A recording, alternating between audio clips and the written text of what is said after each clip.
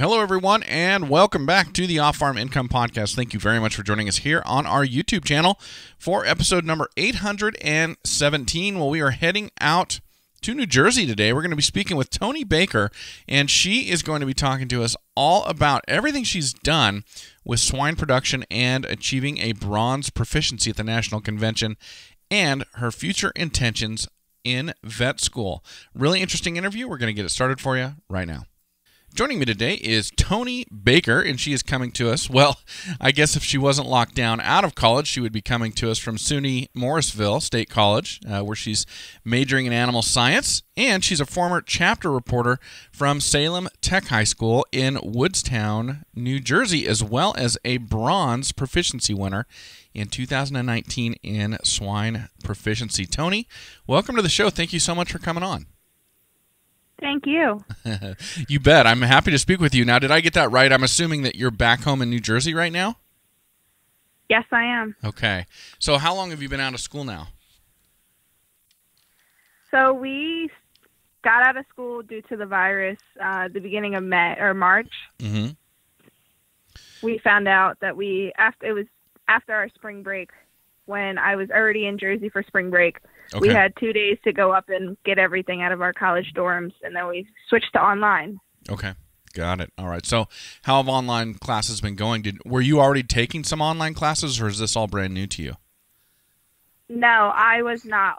Most of my classes are hands-on at SUNY Morrisville State College, so it was new to me, but I've adjusted very, very easy, and it is fairly easy for online classes for me. Okay.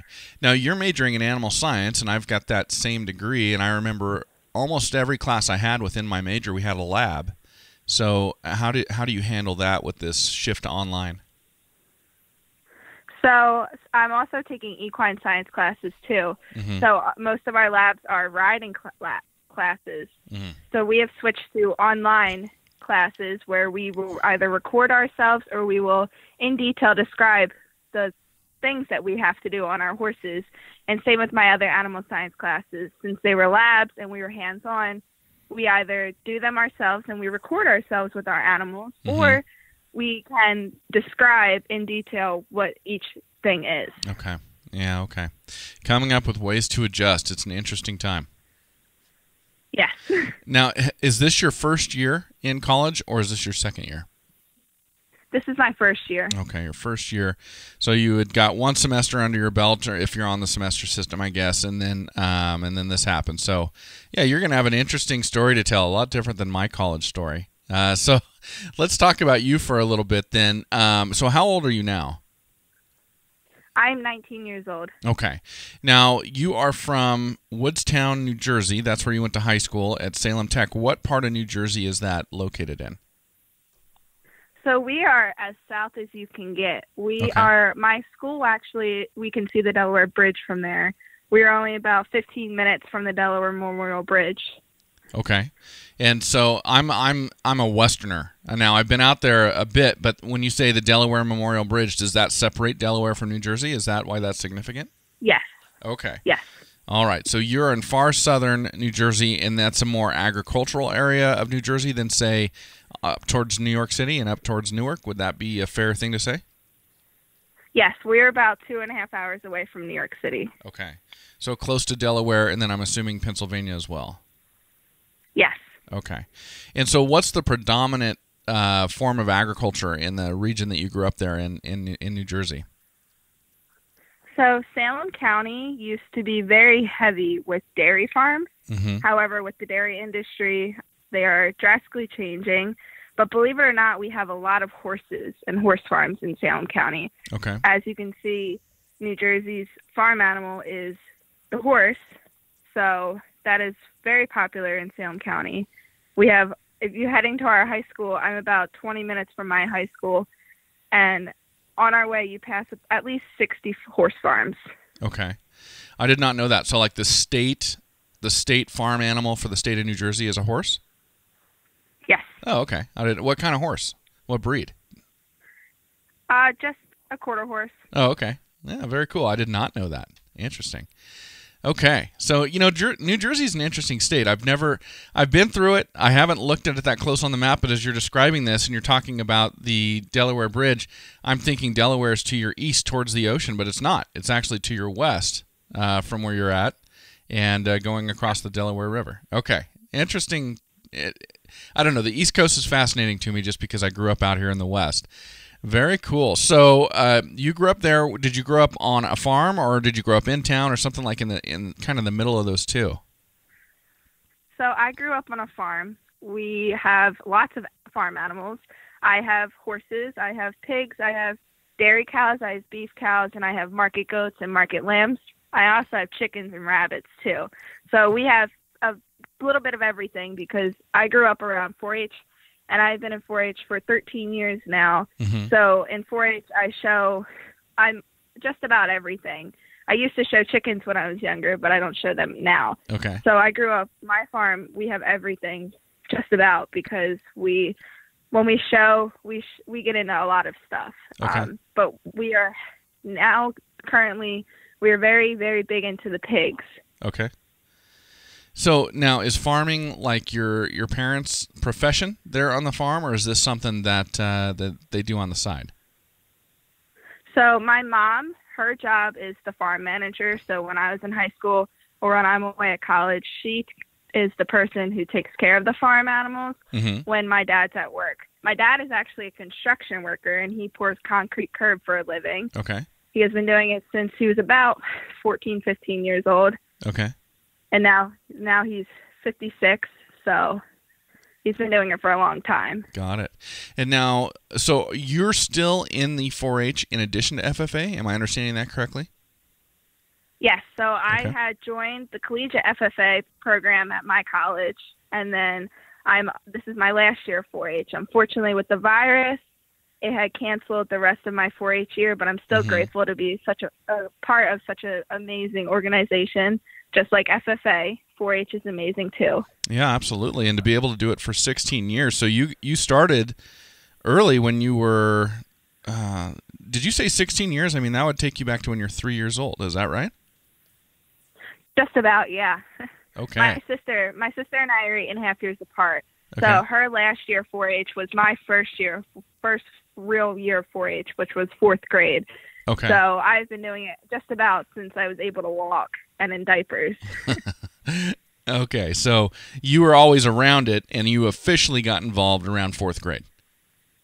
Yeah. Okay. I was a Pee-wee member and a Cloverbud member. Okay. Pee-wee is pre-K, up to pre-K, and then Cloverbud in New Jersey is 1st through 4th grade, and 4th grade is when you're officially a real 4-H member. Okay, got it. Yeah, that part I got. Now, the students that I know out here where I live, they seem to be able to do both 4-H and FFA generally through their freshman year of high school, but I'm not familiar with any students continuing to do that all the way up into their senior year, their freshman year of college. So there must be some different rules there for you in New Jersey. Yes. So National 4-H has it to where a regular member can run from 4th grade up until your 13th year, or some states do it up until you're age 19. But New Jersey does it to where you can go through your freshman year of college. Whether or not the student chooses to do that is up to them. However, it is very popular in New Jersey for freshmen in college to finish out their 4-H career because they want to finish out that one last year that they have, so it's 1 year to remember forever. Got it. Oh, that's great. That's wonderful. Okay, so you're going to college in Morrisville, New York, at SUNY Morrisville. So how did you wind up going to college in New York State versus New Jersey or Delaware or Pennsylvania or something right there? So I am a person to want to explore the outside world, not just Jersey, since I've grown around Jersey my whole entire life. And actually, my aunt lives in upstate New York, and she lives about a half hour away from SUNY Morrisville. Okay. So that's kind of how I found out about that college. And I was between SUNY Morrisville and SUNY Cobleskill, which is about an hour away from my aunt. Okay. They're both two amazing schools. So I found out about that, and they have an equine rehabilitation program at Morrisville. that my aunt has taken horses to. And I don't know if you've heard of Cornell University. I have. But that school sends the post-surgery horses to my college for the rehabilitation. Okay. So I fell in love with that. When I toured the college my junior year of high school, I fell in love with it. Okay. And so that's why I'm at Morrisville, and my aunt helped me figure out everything about the college. And I'm actually playing field hockey and softball there too, so I get to play my sports at this college while I'm also here for my academics to pursue my dream job of becoming a veterinarian. Very cool. Very cool. Yeah, when you asked me if I've ever heard of Cornell, I was going to say, yeah, I watched The Office, but I didn't do that. I missed the opportunity for that joke. Okay, very cool. So you're kind of right. So in Morrisville, you're kind of right in the middle of New York State, just a little bit east of Syracuse, it looks like. Yes. Okay, very cool. That's a part of the country I love to explore. Honestly, I need to get up into that part of New York State too. I haven't really done that, so I'm working on it year after year. So that is great. So you have been doing this for a long time now, and you're playing sports as well. So what position do you play softball? So for softball, I'm technically a utility player, but my college coach wants me to play third base. Mm-hmm. And unfortunately, because of the virus, we weren't able to play any games my freshman year. Mm-hmm. But in high school, I caught and I played third base, and I even played first base. But they told me I was too short because I'm only 5'5". Okay. Because there's a bunch of girls that come out and they're like 6 foot tall. So even though I still loved it, I adapted, and that's why I'm a utility player, because my coaches can put me anywhere at any time, and I can adapt to it. That's great. I think that's a metaphor for life, right? If you want to be valuable, you want to be successful, be able to do what people need you to do. Yep, pretty much. That's great. So let's talk about your hitting. So are you a power hitter? Are you a slap hitter? You hitting for average? You hitting for on-base percentage? What's your deal? So I am a righty hitter. My main goal is just to hit the ball and put it in play. I don't care where it goes. It could be a home run, and that's a plus. Yeah. But my main goal as an individual and both for my team is just to put the ball in play and move the runners. If it's an amazing hit, it's an amazing hit. If it's a ground ball, it still puts the ball in play, and it helps my team out. Sure. So not only does it help me out, but it helps my team out. Yep. And the statistics help, but that's not all I'm worried about. I'm just here to have fun and finish out my career as a softball player while it lasts. Yeah, very cool. Well, that is awesome. And then field hockey I know nothing about, but I'm assuming that must take place in the fall or something like that. Yes. Okay. Well, I'm sorry your season got canceled this year. That was exciting. It was going to be your first collegiate season, but next year, I suppose. Yes, it was a really fun preseason, and I really enjoyed my team, and I'm glad that I had that opportunity and that the virus didn't take that away from me, too. Well, good. Well, let's do this. I would love to acknowledge who your FFA advisors back in high school were. Could you let us know who those folks were?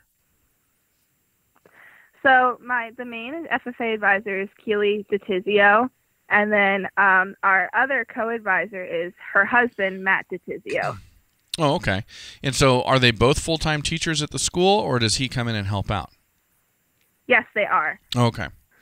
Very good. Well, thank you for acknowledging both of them. I always like to do that. I'm going to take a second, Toni, and acknowledge a couple of our sponsors. Everybody, I want to make sure and mention Lacrosse Footwear. You can find them over at lacrossefootwear.com. I'll tell you what, I love to talk about lacrosse during our FFA interviews because Lacrosse Footwear has always been proud to support the FFA by annually sponsoring 15 scholarships along with 100 jackets as part of the Give the Gift of Blue program.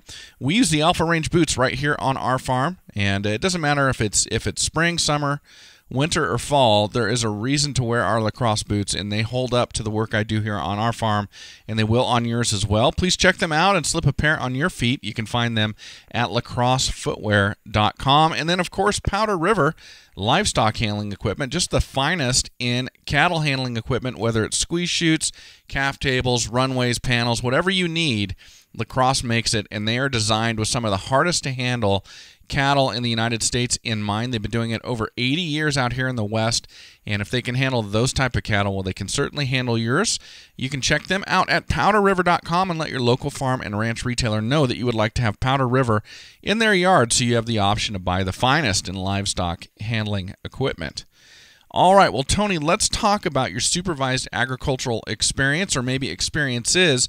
What were you doing for your SAE during high school? So my freshman year, I kind of went with all of my livestock animals and how I was taking care of them, how I was exhibiting them at the shows that I went to and whatnot.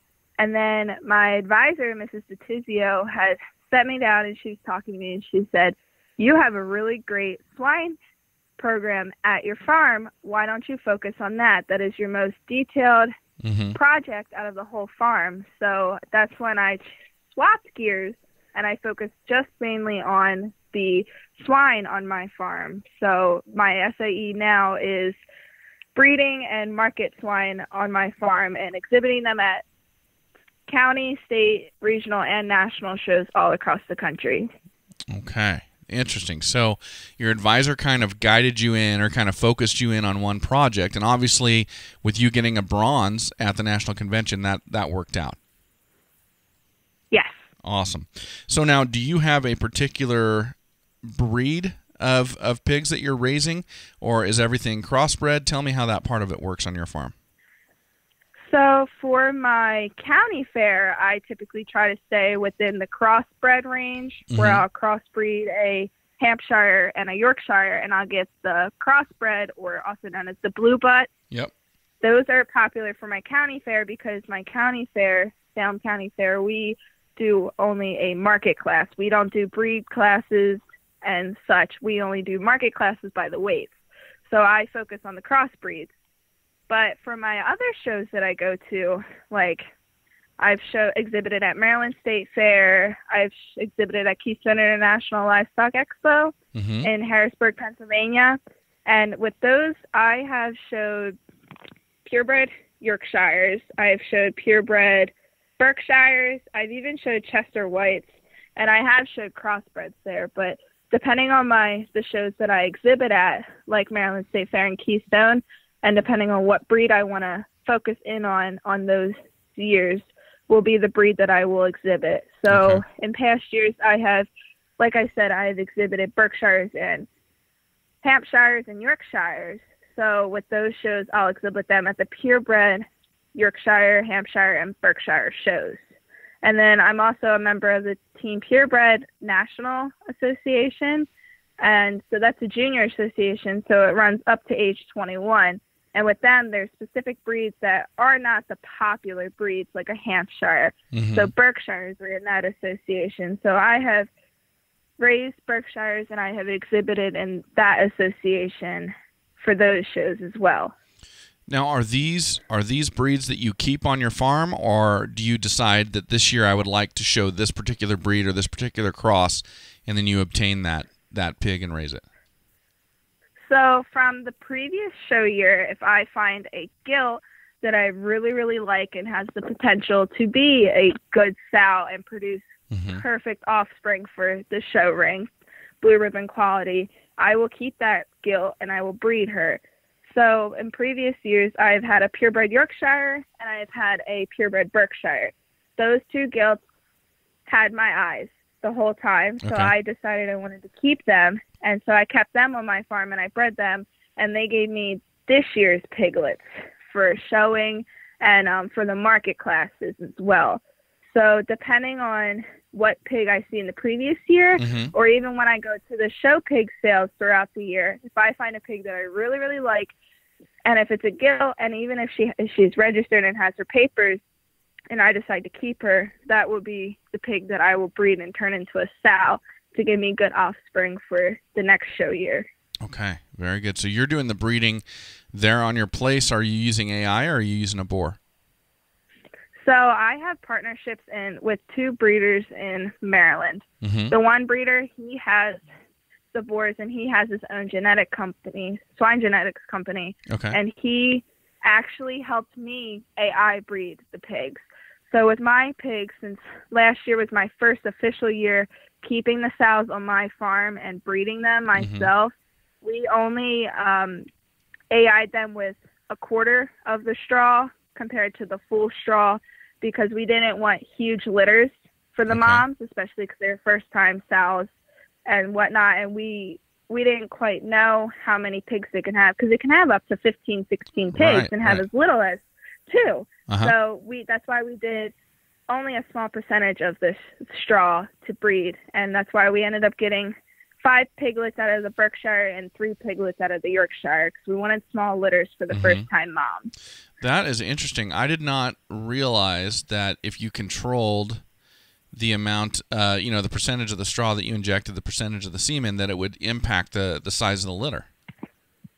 Yes, it does.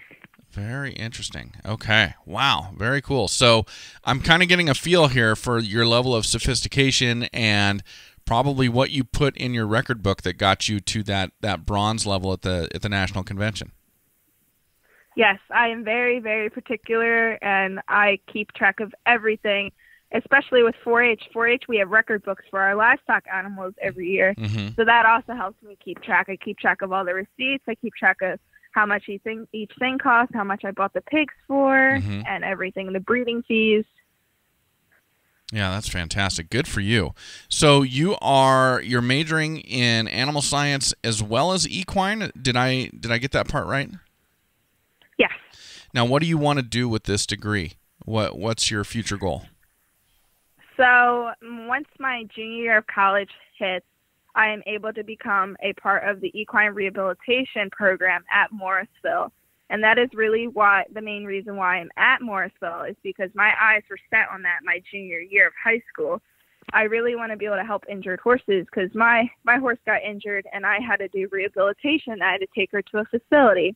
And the horse industry, you can pay a minimum of like $5-10 grand easy on an injured horse, especially if they come out of surgery. So I think that's very rewarding once I come out of vet school, because I can work on the injured animals as well as I can offer my care for the rehabilitation aspect of it. And I can travel, and I also want to get certified for acupuncture, chiropractic, you name it, for horses. So when I am a vet, I want to specialize in large animals, but I'll also work on smaller animals too.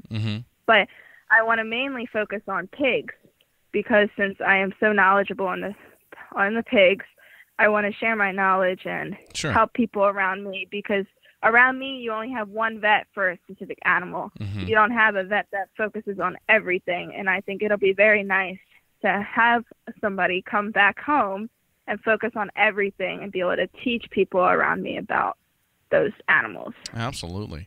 Now, so you're just in your first year of college. If you don't know this yet, that's fine, but do you know where you'd like to go to vet school?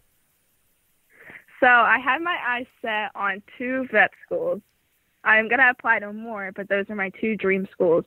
Cornell University and Ohio State University are my 2 dream vet schools. Okay. Got it. Wow. Good for you. Well, great goals. And that is tough. I really admire you. Everybody that listens to me knows that I've got the animal science degree. I started out pre-vet, and I just eventually went, okay, you need more brain power than what I've got upstairs to become a veterinarian. So I did not do that. So good for you. That is a great goal, and I look forward to hearing all about your practice in the future. Thank you. You bet. Well, let's do this. I'd love to ask your advice for other students out there before we let you go. Obviously, you've got a lot of big goals. You've accomplished a lot. You've been involved for a long, long time. If a student was to come to you and ask you, what can I get out of being part of the FFA, what would you tell them? Wow, I could not just pick one thing to tell them. I have learned as an individual so much through FFA.